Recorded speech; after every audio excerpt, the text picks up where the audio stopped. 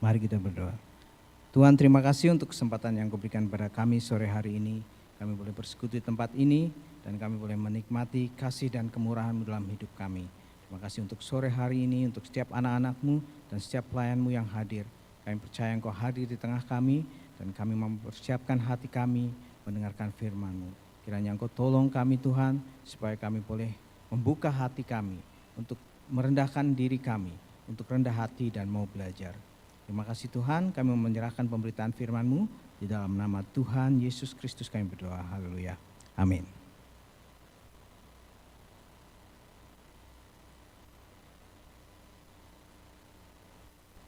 Selamat sore saudara, selamat kita berkumpul lagi di rumah Tuhan, berbakti bersama. Mari kita sama-sama buka Alkitab kita atau kita baca Alkitab kita. Hari ini firman Tuhan diambil dari Kolose 3 ayat yang ke-12 sampai yang ke-17.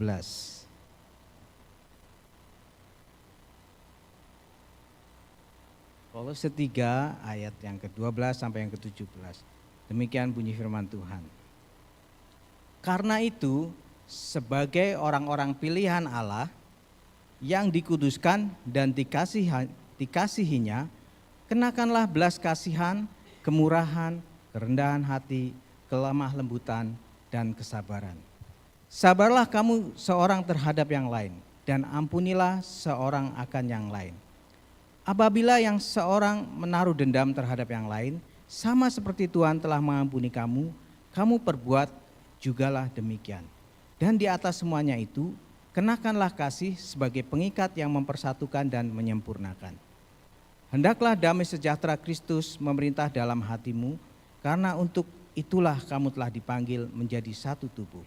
Dan bersyukurlah, hendaklah perkataan Kristus diam dengan segala kekayaannya di antara kamu, sehingga kamu dengan segala hikmat mengajar dan menegur seorang akan yang lain, dan sambil menyanyikan mazmur dan puji-pujian dan nyanyian rohani. Kamu mengucap syukur kepada Allah di dalam hatimu. Dan segala sesuatu yang kamu lakukan dengan perkataan atau perbuatan, lakukanlah semuanya itu dalam nama Tuhan Yesus sambil mengucap syukur oleh Dia kepada Allah Bapa kita. Beberapa saat yang lalu saya waktu lihat sosial media, ada satu gereja yang menarik. Biasanya saya suka lihat itu sosial media isinya musik. Nah, suatu saat ini gereja menampilkan usher, ya. Orang kan nggak tahu, biasanya wah usher itu orang tidak begitu memperhatikan. Tapi menarik sekali karena dikatakan usher ini juga salah satu yang penting, karena usher itu greet orang datang, menyambut, ya, sehingga orang itu merasa wah feel home. Nggak cuma itu, karena itu gerejanya besar. Usher itu tugasnya apa? Mencarikan tempat duduk. Jadi kalau yang datangnya terlambat biasanya sudah penuh.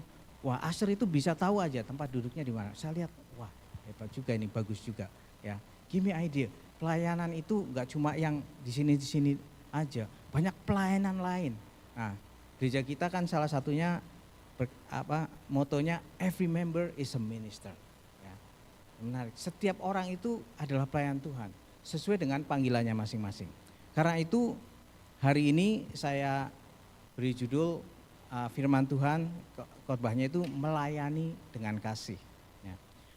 Konteks dari firman Tuhan ini, itu Paulus menulis kepada jemaat Kolose untuk hidup di dalam identitas baru di dalam Kristus. Untuk menolak ajaran sesat dan membangun komunitas yang penuh kasih. Nah, bagaimana pertanyaannya itu yang utama, bagaimana kita bisa melayani dengan kasih. Firman Tuhan hari ini kita akan belajar. Dikatakan kalau kita baca bersama-sama, mengapa kita harus melayani? Ya, firman Tuhan ini jelas sekali katakan. Paulus mengingatkan kepada jemaat di Kolose dan juga saya rasa itu satu peringatan buat kita semua. Bahwa kita ini dipanggil untuk melayani. Yang pertama itu dikatakan, mengapa kita harus melayani? Dalam ayat yang ke-12 berkata, karena itu saudara-saudara, orang-orang pilihan Allah yang dikuduskan dan dikasihinya. Ya. Jadi kita ini dipilih, dikhususkan. Saudara ini dipilih, dipanggil Tuhan, tidak hanya untuk diselamatkan, tetapi untuk melayani. Yang kedua, melayani itu juga saya percaya itu merupakan kehendak Tuhan. Tuhan tidak mau kita cuma diselamatkan, tapi Tuhan mau kita bergerak, kita melayani sesuai dengan panggilan kita masing-masing. Nah, gereja ini kita meskipun kecil kita di-encourage, every member and is a minister. Ya, saya senang sekali karena saya bisa melihat hal itu. Saya melihat setiap orang mau bekerja sama bersama-sama untuk melayani Tuhan. Dan kita tidak hanya dipanggil Tuhan untuk melayani di dalam gereja saja, tetapi kita juga dipanggil untuk melayani di dalam kehidupan kita sehari-hari. Di dalam pekerjaan kita, di dalam rumah tangga kita dipanggil Tuhan juga untuk melayani. Untuk memancarkan sinar Kristus. Melayani juga apa? Menurut saya melayani itu juga tanda sebuah kedewasaan rohani. Kita tahu kalau bayi masih kecil, pasti maunya apa? Dilayani. Anak masih kecil maunya apa? Dilayani. Tetapi makin dewasa, diajarin untuk apa? Bertanggung jawab. Untuk melakukan misalnya di rumah, melakukan pekerjaan rumah bersama. Mungkin yang tadinya nggak bisa cuci piring, mulai diajarin untuk cuci piring sehabis makan. Saya dulu waktu kecil di rumah dikasih tugas karena anaknya 4 ya, terus biasanya juga kedatangan orang internship di gereja di rumah. Jadi kita tinggal itu biasanya 10 orang. Nah kalau makan diajarin, tadinya nggak tahu, dikasih tugas sama orang tua saya. Oke, hari ini jadwalnya apa? Hari ini jadwalnya misalnya Steven siapin makan untuk dinner. Bagian apa? Bagian piring. Wah, itu harus tahu saya. Jadi harus ada piring, ada sendok, ada garpu. Piring, terus nanti sendoknya harus ke depan semua. Tiap hari. Nanti kalau yang bagian cuci piring ada, habis makan cuci piring. Nah, kita diajari tanggung jawab. Terus makin besar karena saya tinggalnya rumahnya pastori itu di belakang gereja, ayah saya pendeta, diajarin lagi, ngepel gereja, saudara-saudara. Itu pelayanan pertama, ngepel gereja nggak bisa apa-apa. Ayo belajar ngepel gereja, di sini nggak perlu dipel ya. Paling kita natain kursi, hampir sama lah seperti itu. Tapi itu mengajarkan kita untuk melayani apa? Supaya bertumbuh. Demikian juga dengan kehidupan kita. Kehidupan rohani semakin lama kita harus belajar melayani. Supaya apa? Supaya bertumbuh. Dan salah satu tanda kedewasaan rohani kalau saudara ingin lihat itu orang yang mau melayani. Sesuai dengan panggilannya masing-masing. Setiap orang panggilannya berbeda. Tetapi Tuhan mau kita melayani. Nah, bagaimana kita bisa melayani dengan kasih? Apa yang kita lakukan? Pertama, Paulus mengajarkan kepada jemaat dan juga pada kita yaitu melayani dengan kasih melalui sikap kita. Ayat yang selanjutnya tadi berkata demikian. Kita baca sampai yang ke-14 ya. Karena itu sebagai orang-orang pilihan Tuhan yang dikuduskan dan dikasihinya, kenakanlah belas kasihan, kemurahan, kerendahan hati, kelemah lembutan dan kesabaran. Sabarlah kamu seorang terhadap yang lain dan ampunilah seorang akan yang lain. Apabila yang seorang menaruh dendam terhadap yang lain, sama seperti Tuhan telah mengampuni kamu, kamu perbuat jugalah demikian. Dan di atas semuanya itu, kenakanlah kasih sebagai pengikat yang mempersatukan dan menyempurnakan. Tuhan mengajarkan melalui firman Tuhan yang pertama itu, bagaimana kita melayani dengan kasih. Pertama kita bisa melayani dengan kasih melalui sikap kita. Sikap yang seperti apa? Ya, tadi ada belas kasihan, kemurahan, kerendahan hati, kelemah lembutan, dan kesabaran. Kata bahasa Yunani yang dipakai adalah enduo, ya, yang artinya to put on, memakai. Nah, sehari ini saya mau minta bantuan, tadi saya udah ngomong kepada Adolfo. Nah, ini Adolfo, bisa tolong maju Adolfo. Ya. Saya tadinya mau minta tolong Hans, tapi I think Hans terlalu besar, nah Adolfo yang cocok. Nah, Ini Adolfo ya. Nah, saudara, nah saya ini bawa kayaknya to put on. Tadi firman Tuhan bilang apa? Kenakanlah. Nah ini saya bawa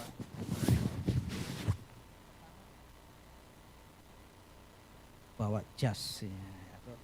Mungkin sama Adolfo cocok. Tapi ukurannya, coba Adolfo dipakai. Oke ya, lumayan ya. Pakai jas. Put on. Mungkin katakanlah ini compassion ya. Ini tadi kenakanlah belas kasihan. Ini belas kasihan. Lumayan ya. Nah, terus coba masih ada lagi nih. Gimana kalau dikasih ini? Taruh kemurahan. Kelihatan lebih muda atau lebih? Tenang, masih belum. Gimana kalau kita tambahin ini? Adolfo, ya, coba. Wah. Kekecilan ya? Oh ya kekecilan. besar kepala. Wah, gimana? Masih ada satu lagi. Nah, coba Adolfo pakai ini. Coba.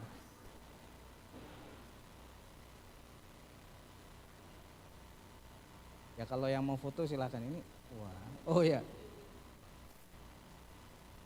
Gimana? Keren atau gimana? Keren ya? Wah. Ya. Foto dulu ya. Kurang tongkat loh, jangan, ya. Oke.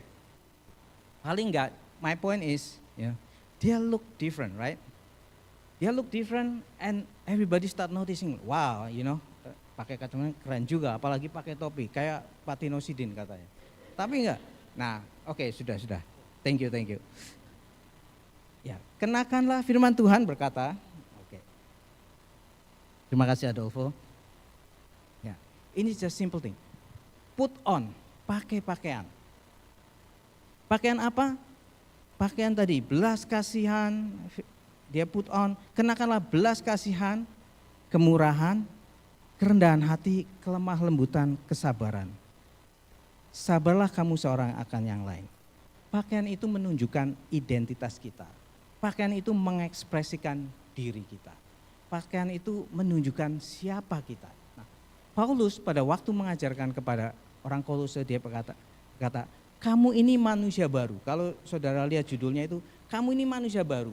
Bukan yang lama lagi, but kamu sudah ditebus oleh Tuhan dan kamu harus menaruh pakaian ini. Belas kasihan. Belas kasihan itu apa? Belas kasihan itu mendorong kita untuk melihat kebutuhan orang lain. Kemurahan hati, apa itu kemurahan hati? Kemurahan hati itu bertindak dengan murah hati tanpa mengharapkan imbalan.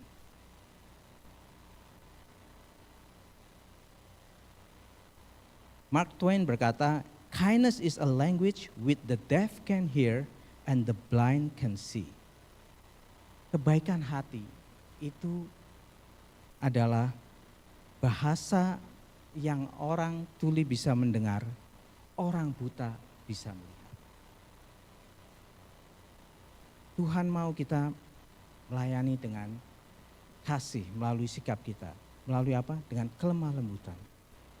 Maya Angelou, seorang penulis dan profesor, dia berkata, people will forget what you said, people will forget what you did, but people will never forget how you made them feel. Pada saat kita melakukan dengan kasih, orang mungkin lupa apa yang kita katakan, orang mungkin lupa dengan apa yang saudara perbuat, tetapi pada saat dia melihat saudara, dia tidak akan lupa akan perasaannya atau perasaan sukacita. Saya pernah sharing waktu saya kecil, saya disuruh oleh mami saya mengantarkan makanan. Kalau nggak salah itu sayur bayam sama tempe. It's very simple. Nah, saya masih kecil, I was so small. Kalau di Indonesia kan aman, jadi saya bawa makanan. Nah, suatu saat Saya tanya sama mami saya, nih kok kita ngasih makanan terus sama ibu ini, mbah, saya panggilnya mbah, sama nenek ini gitu. Oh ya nggak apa-apa, dikasih aja. Loh kan itu neneknya nggak ke gereja, ya kan saya taunya yang di gereja karena saya ketemunya tiap minggu. Loh tapi kan neneknya nggak pernah ke gereja. Oh ya nggak apa-apa, pokoknya diantarin aja, kasihan. Ya ternyata nenek ini sakit. Ya saya mungkin pernah cerita sama. Dan saya kenal nenek ini karena nenek ini jual bubur. Jadi kalau pagi saya suka sarapan sama mami saya diajak beli bubur. Nah karena dia sakit, dia nggak bisa jualan bubur. Dan anaknya waktu itu ternyata setelah saya dengar anaknya itu lagi di penjara. Ya anaknya di penjara. Jadi akhirnya oleh mami saya dibawain makanan. Saya lupa, tapi setelah itu dia sembuh, jualan lagi, saya beli bubur lagi, dan anaknya waktu keluar itu dari penjara, dia berterima kasih. Orang itu nggak pernah masuk gereja, tidak mungkin, tapi saya percaya kasih yang dibagikan oleh mami saya itu mempunyai impact. Buat anaknya, at least buat saya juga, saya belajar lagi, wow ternyata kasih itu tidak dilimit.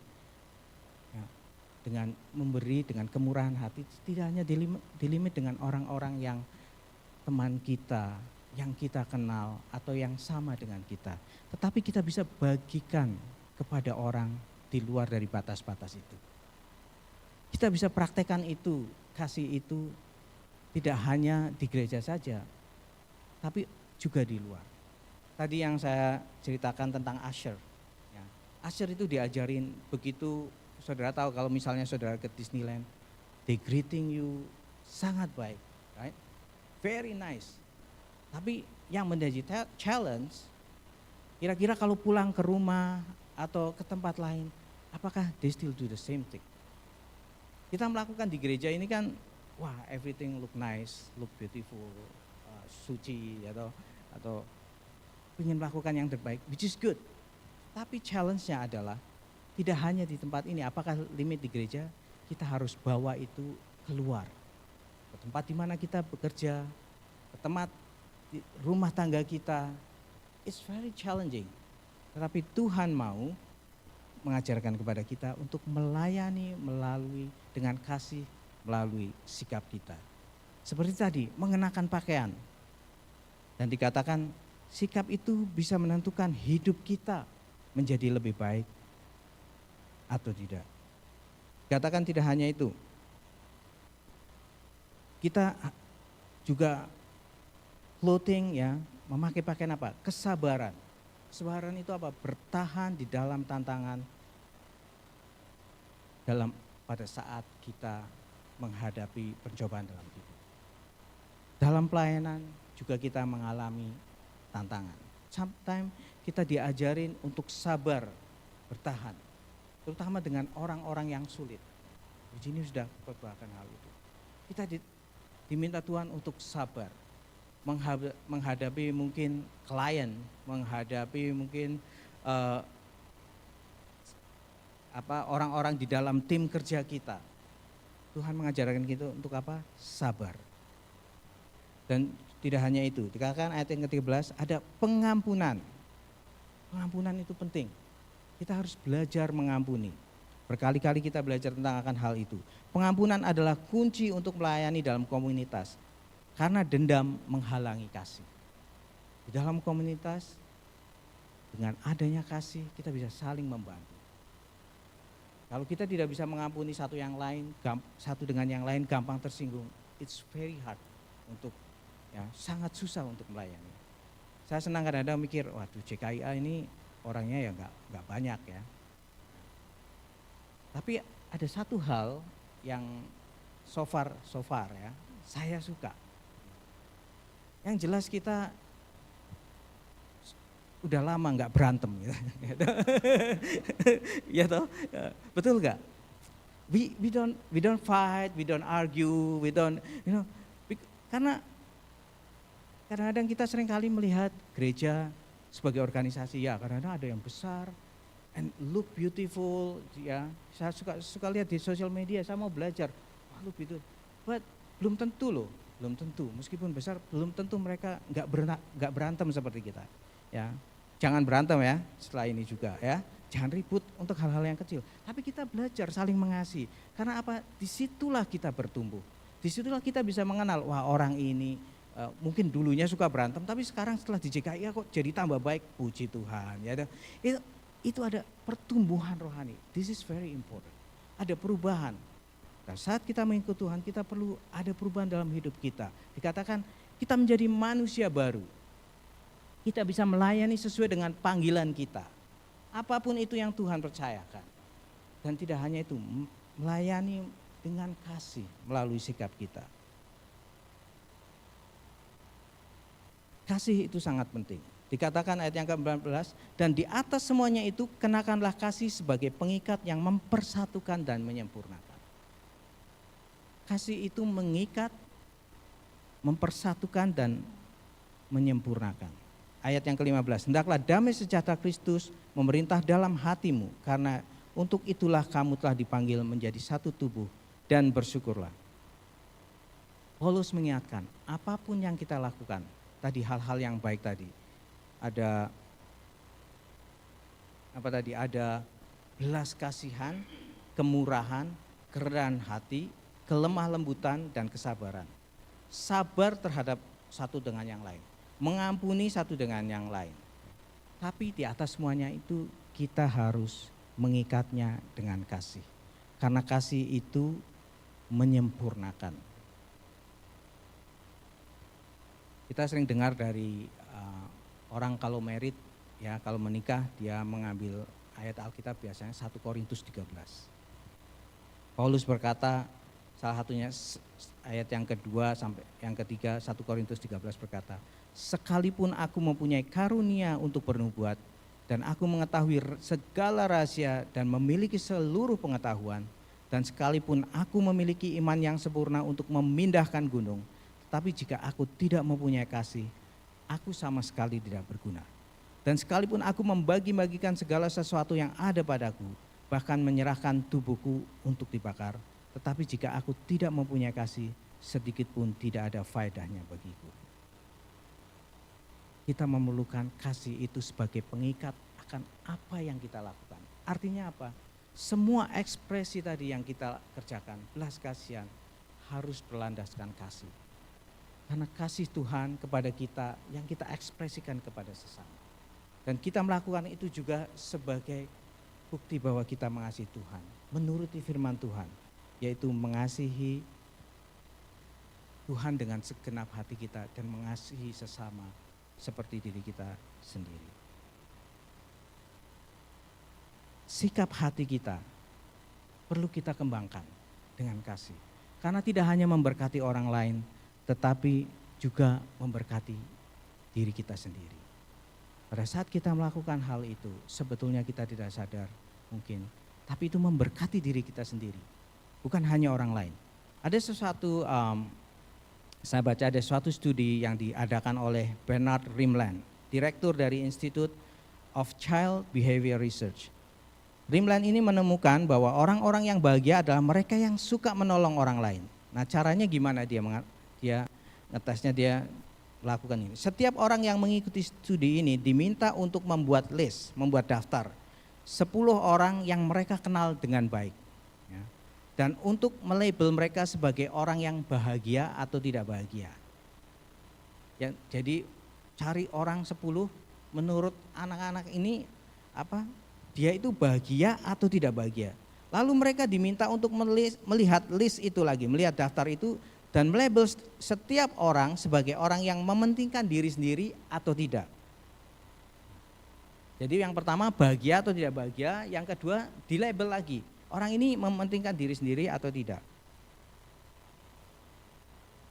Dikatakan orang-orang yang dilabel bahagia adalah orang-orang yang sama dengan yang dilabel tidak mementingkan diri sendiri. Ia menulis bahwa orang-orang yang aktivitasnya ditunjukkan hanya untuk diri sendiri, bahagia biasanya, jadi orang-orang yang dilabel ditunjukkan untuk membuat dirinya bahagia, biasanya itu lebih tidak bahagia daripada mereka yang aktivitasnya ditunjukkan untuk membuat orang lain bahagia. Ini menurut penelitian itu. Jadi pada saat kita melakukan sesuatu untuk orang lain, mungkin kita tidak dihargai, kita bahasa Jawanya legowo. Ya, oh ya udah nggak apa-apa ya. Mungkin ribut, ya udah ngalah, sabar gitu. Terus mungkin dia tidak mementingkan, rendah hati, tidak mementingkan diri sendiri, mementingkan orang lain. Itu hidupnya akan lebih bahagia dari orang yang hanya mementingkan diri sendiri. Yang pertama, Paulus mengajarkan kepada kita, kenakanlah itu semua, kenakanlah tadi, kenakanlah belas kasihan, kemurahan, kerendahan hati, kelemah lembutan, kesabaran, pengampunan. Kenakanlah semua itu dalam kehidupan kita, karena itu bentuk pelayanan kita. Pada saat kita melayani Tuhan dengan kasih, melalui sikap kita, mari kita kenakanlah itu dalam kehidupan sehari-hari. Tidak hanya di gereja saja, tidak hanya look beautiful in church. Kita semua sedang bertumbuh, saya juga sedang mempunyai pergumulan, saya juga tidak sempurna. Tapi mari menjadi tantangan bagi kita semua. Tidak hanya membawa kasih itu hanya di dalam gereja, tetapi dalam kehidupan sehari-hari, di dalam kehidupan rumah tangga. Kerjaan saya ini setengah kayak customer service. Ya, jadi saya sering telepon. Nah kalau telepon itu has to be nice, right? Karena you have to be professional. Misalnya, oh ya saya harus perkenalkan nama saya. Kadang-kadang mereka komplain, Steven, you didn't say your name, katanya. Padahal ya udah tahu yang ngomong saya gitu. Lah ini kamu kan teman saya sendiri dalam hati ya. Tapi okay, so I will tell, oh my name is Steven, I'm from this department, okay. Dan kalau ya ini teman saya di staffing itu kadang-kadang mereka marah sama saya. Dan saya pinginnya marah balik, tapi kan nggak bisa kan. Ya misalnya tempat saya ini Kombun ini loh, Kombun ini udah mau pulang kerja kan. Tiba-tiba saya bilang, Kombun sorry nggak bisa pulang, karena ini butuh orang, jadi Kombun harus kerja gitu. Wah, Kombun ngamuk langsung. Gak bisa Steven, kamu ini aku udah mau pulang, aku ada janjian ini sama Ci Yeni. Ya, nah, misalnya kan, marah.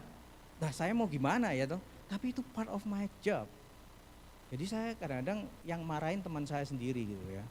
Jadi, tapi saya harus sabar. Tapi kadang-kadang juga nggak sabar juga. Kadang-kadang, loh kamu ini udah tadi janjinya mau kerja sekarang tiba-tiba mau dibatalkan. Saya yang pusing, saya nggak bisa pulang nanti. Nah, saya belajar untuk profesional, right? At work we have to be professional. Kita harus mengasihi meskipun hatinya itu susah. Nah, saya merenungkan, oh iya di tempat kerjaan kok saya bisa kayak gitu, tapi di rumah kok nggak bisa. Susah. Nah, itu ya toh, customer saya ini agak lain di rumah. Jadi saya berpikir, wah gimana? Akhirnya ya saya belajar, saya berdoa, Tuhan saya mau nggak cuma di kerjaan saja saya nice, ya di rumah lah at least lebih nice dikit lah. Nah, saya percaya di sini semua yang di kerjaan mesti baik, ya toh, mostly. Tapi begitu di rumah sometimes different ya, different customer. Tapi sama, di gereja kita baik. Tapi Tuhan mau tidak hanya di gereja. Mari, itu tantangan kita bersama. Saya juga belum bisa. Tapi Tuhan hari ini mengajarkan, mari bawa itu, kasih itu melalui sikap kita. Tidak hanya di gereja, tidak hanya di tempat yang kita sukai, tapi dimanapun. Yang kedua, firman Tuhan mengajarkan kepada kita apa? Melayani dengan kasih melalui perkataan. Katakan ayat yang ke-16. Hendaklah perkataan Kristus diam dengan segala kekayaannya di antara kamu. Sehingga kamu dengan segala hikmat mengajar dan menegur seorang akan yang lain. Dan sambil menyanyikan mazmur dan puji-pujian dan nyanyian rohani. Kamu mengucap syukur kepada Allah di dalam hatimu.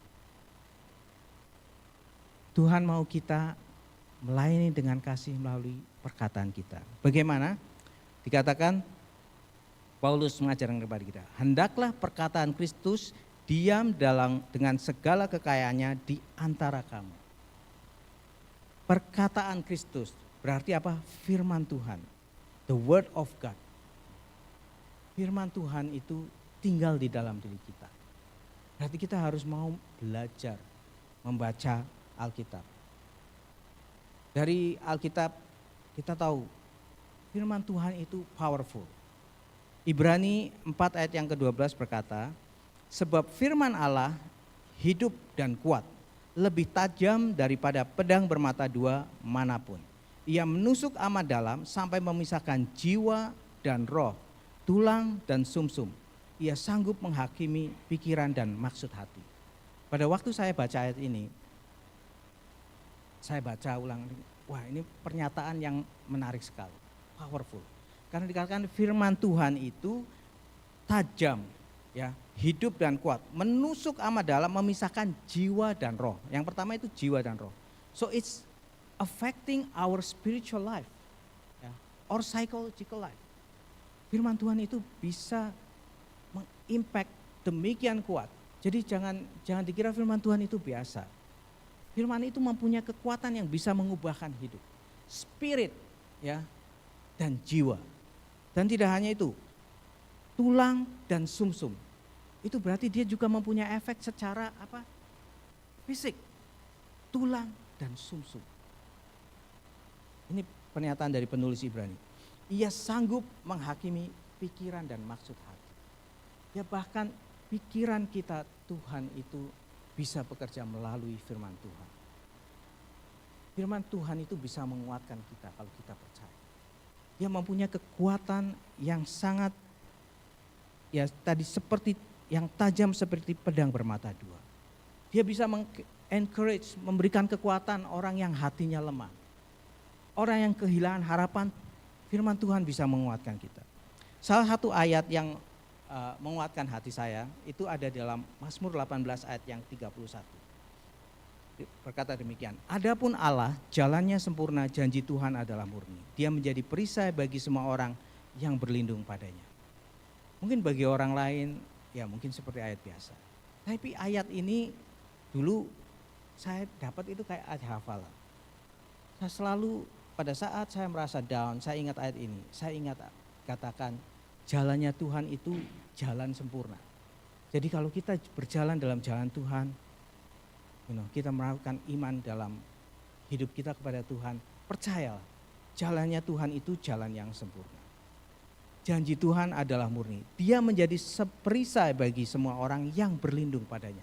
Nah, saya pegang ayat ini. Saya katakan waktu dari dulu saya datang ke Amerika, sebelum itu saya masih di Jakarta, sampai saya bisa melihat bagaimana Tuhan bekerja dalam kehidupan saya, dan saya mengaminkan ayat ini bahwa jalan Tuhan itu jalan yang sempurna. Dan dia menjadi perisai di dalam kehidupan saya. Firman Tuhan itu powerful dan impactful kalau saudara percaya. Pada saat saudara mendengarkan firman Tuhan, dan firman itu berbicara secara pribadi kepada saudara, kalau saudara percaya akan hal itu, dia bisa sanggup mengubah kehidupan kita. Baik secara spiritual, ya, secara kejiwaan kita, bahkan secara fisikal kita. Firman Tuhan itu juga perisai. Tadi seperti yang saya bilang, firman itu bisa menjadi perisai. Pada saat kita lemah, Tuhan itu memberikan kekuatan. Firman Tuhan itu juga terang. Mazmur 119 ayat 105 kita kadang nyanyi lagu ini. Firman-Mu pelita bagi kakiku dan terang bagi jalanku. Firman Tuhan itu seperti pelita, ya, yang memberikan penerangan pada jalan kita. Di saat kita merasa buntu, dalam saat kita mungkin putus asa, Tuhan itu pelita bagi kita. Karena itu penulis Ibrani ini berkata, ya, karena itu penulis Ibrani ini berkata bahwa firman Tuhan itu mempunyai kekuatan yang luar biasa. Paulus berkata firman Tuhan itu harus tinggal di dalam diri kita. Sehingga firman Tuhan itu bisa menjadi sumber bagi kehidupan kita. Sehingga perkataan Kristus itu kalau diam di dalam diri kita, kita bisa memperkatakan kepada orang lain. Dikatakan sehingga kamu dapat dengan segala hikmat mengajar dan menegur seorang akan yang lain, sambil menyanyikan mazmur dan puji-pujian dan nyanyian rohani. Kamu mengucap syukur kepada Allah di dalam hatimu. Melalui firman Tuhan, kita bisa membangun orang lain. Kita bisa melayani dengan kasih kepada orang lain melalui perkataan kita. Perkataan apa? Perkataan yang sesuai dengan firman Tuhan. Perkataan yang bisa menguatkan orang lain, perkataan yang baik. Dan perkataan itu tidak hanya menguatkan orang lain, kembali juga menguatkan diri kita sendiri. Saudara tahu Michelle Kwan, ya. Michelle Kwan itu dia skater, ya, ice skating ya, ice skating atlet ya. Dalam Winter Olympic 1998, semua orang berharap Michelle Kwan itu untuk memenangkan medali emas. Tetapi skater muda ada namanya Tara Lipinski memberikan performan yang brilian, yang lebih bagus dan akhirnya dia meraih emas. Jadi Michelle Kwan ini kalah. Nah lalu wartawan karena setiap orang udah berharap wah dia diproyeksikan menang, tapi ternyata kalah. Lalu wartawan bertanya, bagaimana rasanya mengalami kekalahan dalam Olimpiade? Bayangin saudara, orang sudah diangkat, ternyata kalah. Tiba-tiba ditanyain. Michelle Kwan berkata pada wartawan tersebut, dan dia dengan heran dan berkata, oh I didn't lose, I won the silver. Saya enggak kalah, saya tetap menang, tapi saya dapatnya silver. Michelle Kwan ini berpikir positif, dia berkata yang positif. Perkataan yang positif tidak mengubah pandangan orang yang tadi wartawan berpikir dia orang yang kalah, tapi dia bilang, aku enggak kalah, aku menang, tapi juara 2. Dalam hidup kita, ketika kita menghadapi masalah, tantangan, kita perlu perkataan Kristus itu ada dalam hati kita. Ketika iblis mengatakan, wah kamu enggak layak, wah kamu gagal karena kesalahanmu. Kita ingat bahwa Tuhan itu tidak melihat kita sebagai orang gagal. Tuhan itu selalu memberikan kesempatan. Tuhan itu akan membawa kita melalui permasalahan kita. Seperti tadi Michelle Kwan. Mungkin orang lain berpikir kalah, tetapi kalau kita bersama Tuhan, Tuhan sanggup memberikan jalan keluar. Waktu saya mau ke Amerika, saya ditolak interview 3 kali. Ya. Basically karena saya nggak punya pengetahuan, nggak ada uang sama sekali, ditolak. Saya dari Jakarta sampai ke Surabaya dan saudara tahu kalau interview itu kan kita nggak tahu hasilnya seperti apa. Ya. Nah, ada orang yang dapat interview ke United States gampang, ada yang susah. Nah, saya ini 3 kali ditolak. Sebetulnya sudah dibilangin kalau ditolak sekali mendingan jangan gitu karena duitmu akan hilang. Tapi ya saya namanya juga coba, akhirnya ditolak benar 3 kali. Waduh gimana ini ya. Suatu saat saya pergi ke tukang potong rambut. Waktu dipotong rambut, loh Stephen katanya kamu mau ke Amerika. Waduh mau jawab gimana ya. Akhirnya bilang, iya Cik saya mau ke Amerika cuma ini masih ya belum ada kesempatan aja. Tapi puji Tuhan akhirnya ya the next time sponsornya datang, saya diinterview lagi akhirnya bisa datang ke sini. Tapi saya masih ingat waktu itu waduh rasanya gimana ya.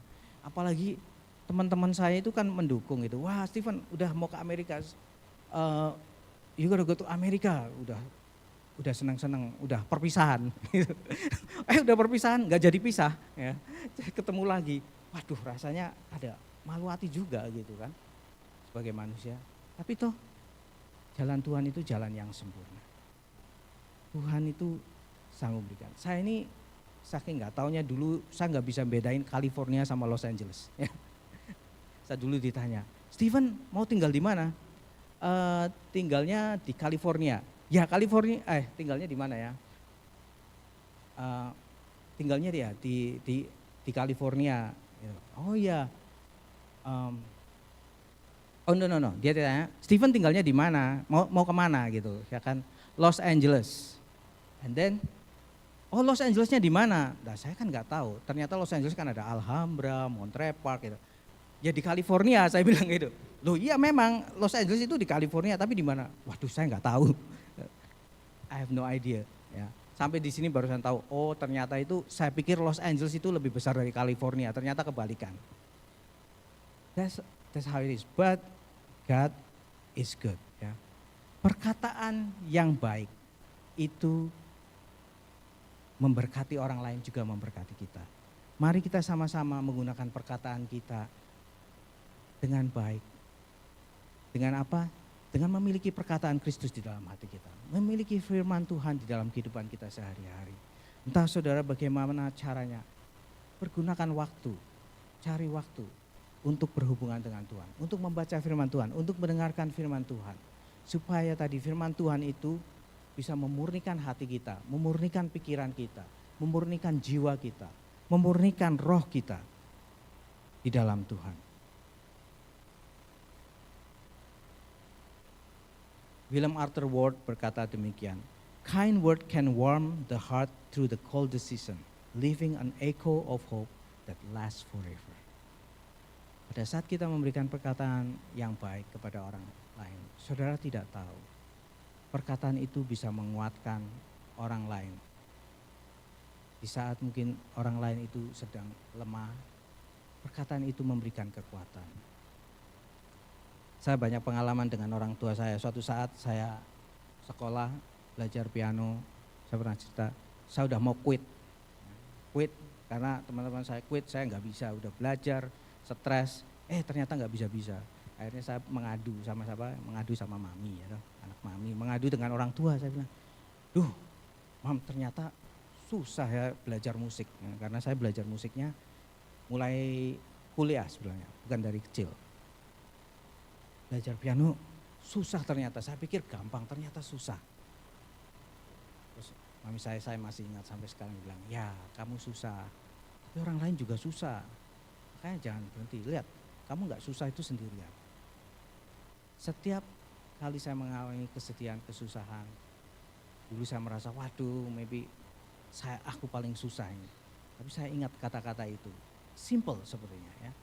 Tapi itu mengingatkan, kamu gak susah sendirian, banyak juga yang susah. Makanya itu andalkan Tuhan, berdoa kepada Tuhan, Tuhan akan menolong.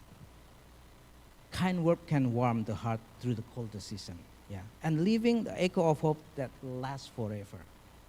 Perkataan itu memberikan harapan, tidak hanya sekarang orang tua saya sudah dipanggil Tuhan, tapi perkataan itu tetap terngiang-ngiang pada saat saya merasa sedih, lemah, saya ingat akan perkataan orang tua saya. Saya rasa saudara juga memiliki hal yang demikian. Ada orang-orang yang memberikan suatu kata-kata yang saudara ingat, yang menguatkan hati saudara. Tapi terlebih, mari kita miliki perkataan Kristus, perkataan Tuhan di dalam hidup kita. Karena firman Tuhan itu akan menuntun kita, menjadikan terang di dalam hidup kita. Yang ketiga, yang terakhir apa? Melayani dengan kasih melalui perbuatan. Tadi yang pertama melayani dengan kasih melalui sikap kita, yang kedua melayani dengan kasih melalui perkataan kita, dan yang ketiga apa? Perbuatan kita. Kolose 3 ayat 17. Dan segala sesuatu yang kamu lakukan dengan perkataan atau perbuatan, lakukanlah semuanya itu di dalam nama Tuhan Yesus sambil mengucap syukur oleh Dia kepada Allah Bapa kita. Yang ketiga, marilah kita melayani dengan kasih melalui perbuatan kita. Apa yang bisa saudara perbuat? Lakukanlah itu dengan kasih. Dengan sungguh-sungguh. Kolose 3 ayat yang ke-23, ayat yang selanjutnya saudara akan melihat ada ayat yang demikian berkata, apapun juga yang kamu perbuat, perbuatlah dengan segenap hatimu seperti untuk Tuhan dan bukan untuk manusia. Kita dipanggil untuk melayani sebagai anak-anak yang dewasa di dalam Tuhan. Mari kita melakukan dengan segenap hati kita. Apapun yang Tuhan percayakan, mungkin pekerjaan, saudara punya bisnis Tuhan percayakan, lakukan dengan segenap hati Tuhan seperti untuk Tuhan.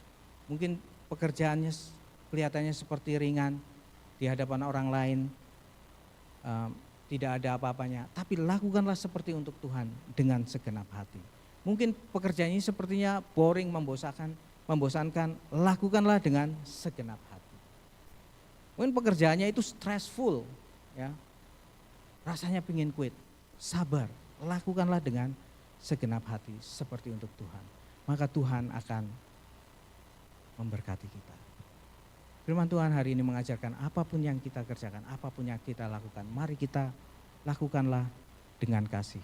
Sebagai umat pilihan yang dikuduskan dan dikasihi Tuhan, kita dipanggil untuk melayani dengan kasih. Setiap kita, sesuai dengan panggilan kita. Karena melalui sikap itu kita bisa mencerminkan kebaikan Tuhan. Marilah kita melayani dengan kasih melalui sikap kita, perkataan kita, dan juga tindakan kita. Sehingga apapun yang kita kerjakan, kita bisa mencerminkan kebaikan Tuhan dan nama Tuhan dipermuliakan. Minggu ini mungkin kita bisa praktekkan di dalam kehidupan kita sehari-hari. Di rumah tangga, di pekerjaan saudara, kalau saudara mengalami challenge situation, ya, hal-hal yang susah, mari kita ingat bahwa kita tidak hanya melayani di gereja, tetapi kita melayani Tuhan dengan kasih dimanapun kita berada. Ambil salah satu cara untuk melayani. Mungkin sekarang saudara bergumul untuk mengampuni orang, belajar mengampuni seperti Tuhan. Mungkin saudara ditantang untuk bersabar. Mungkin saudara ditantang untuk merendahkan hati, mari kita merendahkan hati. Kita diberi kesempatan untuk memberi, mari kita memberi. Lakukan itu di dalam kehidupan kita sehari-hari. Dan juga mungkin kita diajarkan oleh Tuhan juga untuk mengucapkan hal-hal yang baik kepada orang-orang sekitar kita, menjadi berkat. Biarlah kasih itu menjadi pakaian. Ya, tadi seperti Adolfo, layer, kasih itu menjadi pakaian yang membuat kita mempunyai identitas Kristus. Sehingga orang lain bisa melihat, oh ini toh anak Tuhan, oh ini toh pengikut Kristus. Menjadi pakaian, dan pada saat kita melakukan apapun yang kita lakukan itu sebagai pelayanan, sebagai ibadah, boleh mencerminkan Kristus di dalam kehidupan kita. Ya. Demikian firman Tuhan, mari kita sama-sama berdoa.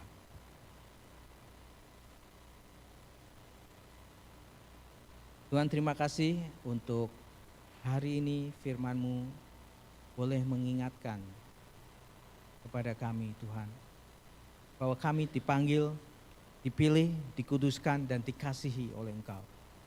Tapi kami juga dipanggil untuk bertumbuh, supaya boleh kami memancarkan kasih. Kami boleh melayani satu dengan yang lainnya dengan kasih-Mu. Tolong kami Tuhan, hari ini kami diingatkan untuk kami boleh mengenakan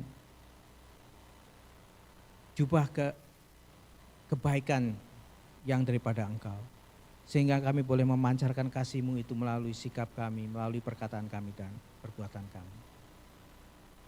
Firman Tuhan, pemberitaan firman Tuhan boleh berhenti Tuhan, tapi kami percaya Roh-Mu bekerja.